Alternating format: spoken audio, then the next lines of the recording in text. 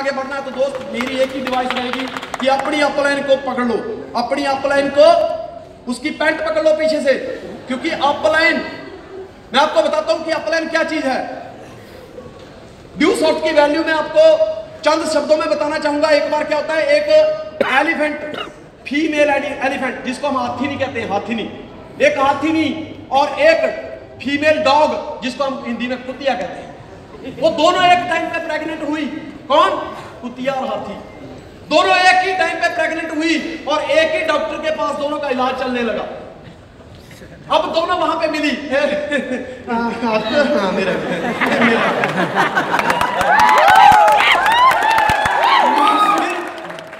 एक दूसरे को बधाई लगे, ठीक है बस थोड़ा डॉक्टर ने बोला सब ठीक है, ठीक महीना निकला, 2 महीने निकले, 3 महीने निकले, 4 महीने बाद 5-6 महीने के अंदर अंदर कुतिया ने 12 बच्चे दिए, 12 पप्पी। खुशी हुई, चल मैं अपनी उस हाथी का भी हाल पूछ के आती हूँ। डॉक्टर तो सेम था, उसके घर में क्या आया, मेरे 12 पप्पी आए। उसके पास गई तो हाथी आराम से घास खा रही थी। बोले देख 12 पप्पी आए, तेरा क्या है? बोले आएगा आएगा, और घास खाती है, आएगा, टाइम लगे आएगा, घास खाती रही। इस दौरान कुतिया फिर प्रेग्नेंट हुई, फिर डॉक्टर के पास गई, फिर इलाज चला, कैल्शियम की गोलियां खाई, दर्द की गोलियां ली और अगले 6 महीने के अंदर फिर 12 पप्पी दिए।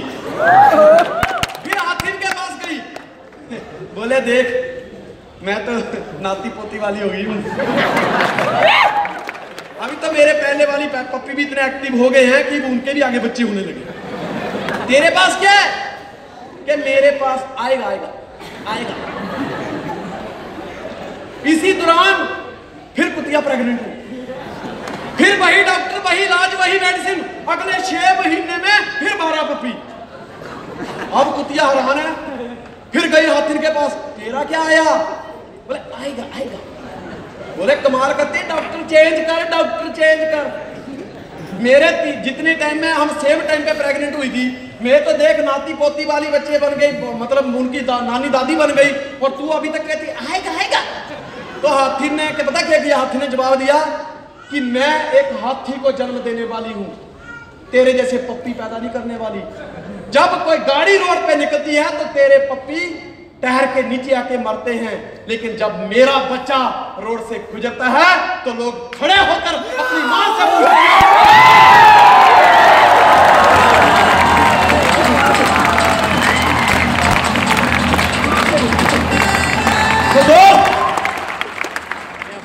जगजीत साहब ने एक गजल लिखी थी कि प्यार का पहला खत लिखने में वक्त तो लगता है,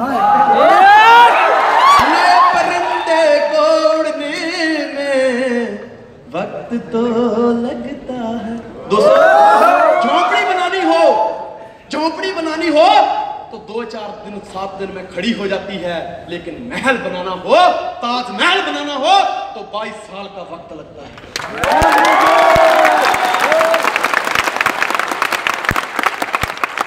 ये सिस्टम भी ऐसा ही है, इसमें 5 से 7 साल सीखने का वक्त लगता है, लेकिन उसके बाद जो महल बनने शुरू होते हैं, फिर दोस्त दुनिया उसी तरह देखती है जिस तरह एक रोड के ऊपर हाथी का बच्चा निकलता है और दुनिया देखती है। ऐसे ही जब ड्यू सॉफ्टवेयर अपनी कारें लेकर निकलते हैं तो दुनिया सल्यूट मारती है।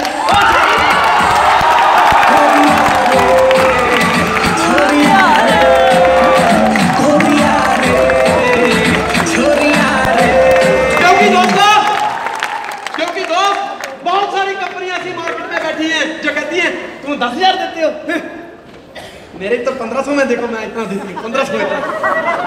वो पप्पी पैदा करते हैं और ड्यू सॉफ्ट हाथी पैदा करती है।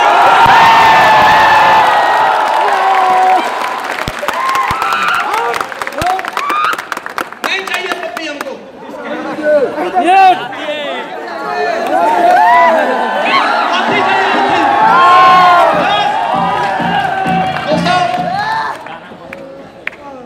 एक स्टोरी के साथ मैं वाइंड अप करूंगा। पंजाबी में एक भगत हुए जिनका नाम था धन्ना जट। सुना नाम? किस किसने सुना है धन्ना जट? नहीं सुना तो आज आपको इंट्रोड्यूस कराऊंगा। धन्ना जट जिनका नाम था, खेत बीजते थे, अपने किसान थे। जब वो अपने बैल लेके खेतों में जाते थे, बात को ध्यान से सुनना, जब वो बैल लेके खेतों में जाते थे, सुबह जब शाम को घर पे वापस आते थे, तो ये रास्ते में एक मंदिर पड़ता था और उस मंदिर में हमेशा वो माथा टेक के जाता था और माथा टेक के घर जाता था। काम पे भी माथा टेक के जाना है और जब काम से घर पे जाना तब भी माथा टेक के जाना है। और दोस्त ये सिलसिला 2-4 साल से चल रहा है। एक दिन धन्ना काम करते करते थोड़ा लेट हो गए और आगे देखा तो पंडित जी ने देखा यार आ रहा अभी जट, मेरा दिमाग खराब करेगा। उसने फटाफट मंदिर के दरवाजे बंद कर दिए। धन्ना ने बैल आगे साइड में खड़े कर दिए और खड़ा हो गया वहां पे। कहता मंदिर का दरवाजा खोल, मुझे ठाकुर साहब के दर्शन करने, मुझे मेरे भगवान के दर्शन करने। वो कहता नहीं, भगवान खाना पीना खा के सो गए, अभी नहीं मिलेंगे, कल अभी नहीं होगा। कहता नहीं, मुझे मिलना है, मेरा व्रत है, मैं जाते समय भी भगवान को याद करता हूँ, आते समय भी भगवान को याद करता हूँ, मेरा व्रत है, तू दरवाजा खोल, मैं अपने ठाकुर को मिले बगैर नहीं जा सकता। और पंडित जी अड़के, बोला नहीं, तुझे ठाकुर से ज्यादा ही मिलने का प्रेम है ना। बाजू में इतना बड़ा पत्थर पड़ा था, एक उठाया, बोला कर सिर आगे, ले जाइए, ठाकुर हैं, पर याद रखना पहले खाना ठाकुर जी को खिलाना, बाद में खाना। बोला कोई बात नहीं। श्रद्धा थी, श्रद्धा। सिर पे पत्थर उठाया, एक बिना किया, पत्थर उठाया, लेके गया घर पे। अपनी वाइफ से कहता है, ओए बाहर निकल के देख, आज भगवान आए हैं, भगवान घर पे, 5 रतन तैयार कर। पानी में, जल में दूध मिला, शहद मिला, और लेके आज इनको स्नान करवाना। एक ऊंचे स्थान पे रख दिया, खूब स्नान कराया। बोला अच्छा खाना बना, एक चादर बिछाई और वहां पत्थर रख दिया। बोला खाना बना, मुझे अपने ठाकुर को पहले खाना खिलाना है, भोग लगाना है, उसके बाद मैं खाऊंगा। विश्वास देखो, विश्वास, श्रद्धा। वाइफ ने खाना बनाया, खाना तैयार हो गया। इन्होंने अगरबत्ती जलाई और भगवान के आगे खाना कि प्रभु खाना खाओ, मैंने भी बड़ी मेहनत करी है, पूरा दिन भूखा रहा हूं, प्रभु खाओ शुरू करो। वो तो पत्थर था, वो कहां से खाना खाएगा? दोस्त, पंडित ने कहा था कि भगवान को खाना खाए बगैर तुम खाना मत खाना। भगवान के आगे बैठे बैठे काफी टाइम हो गया, भगवान ने खाना नहीं खाया, तो भगवान से कहता अच्छा मैं समझ गया, मेरे पास पसीने की स्मेल आती ना, मैं मेहनत करता हूं ना, मेरा तो गरीब का खाना है, तुझे अभी अच्छा नहीं लगेगा, कोई बात नहीं, मैं सुबह अच्छा बनवाऊंगा, वो खा लेना।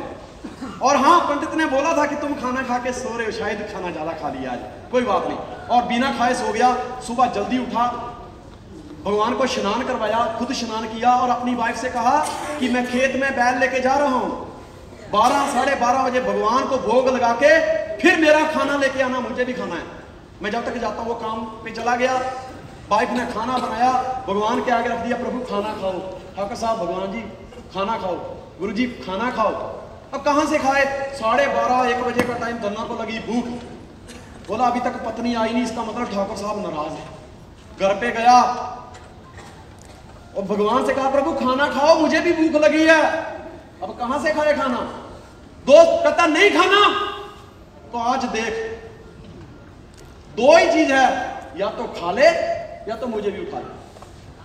और अपना सिर जो है पत्थर पे मारने शुरू किया। एक बार मारा, दूसरी बार मारने लगा तो पत्थर में से हाथ निकला। बोला धन्ना ला खाना।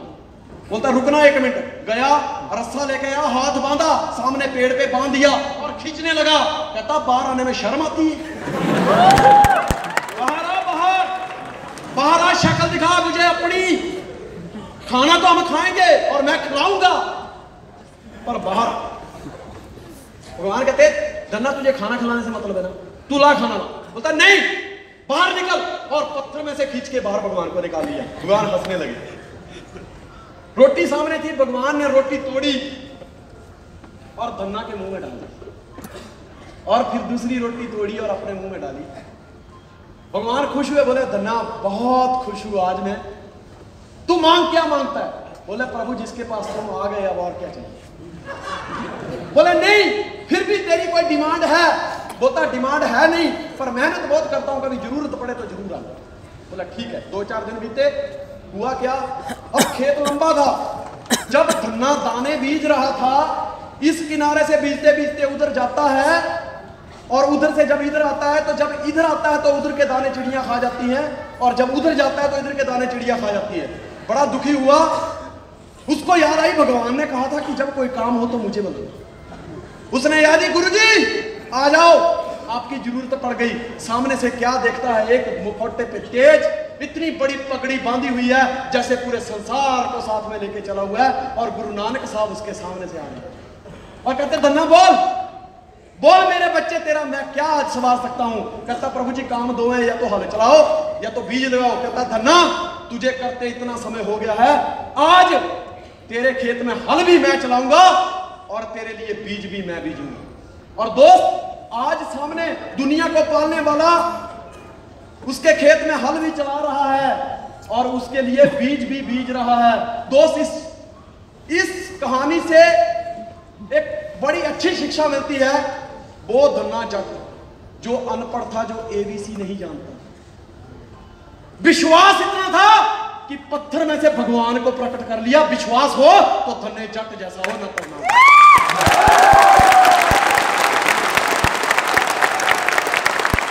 वो एक अनपढ़ व्यक्ति, खेतों में काम करने वाला, पर क्षमता इतनी थी, विश्वास इतना था, पत्थर में से भगवान को निकाला ही नहीं, खाना भी खिलाया कि खाना पड़ेगा, खाना भी खिलाया, और खेत में भगवान से हल भी चलाया।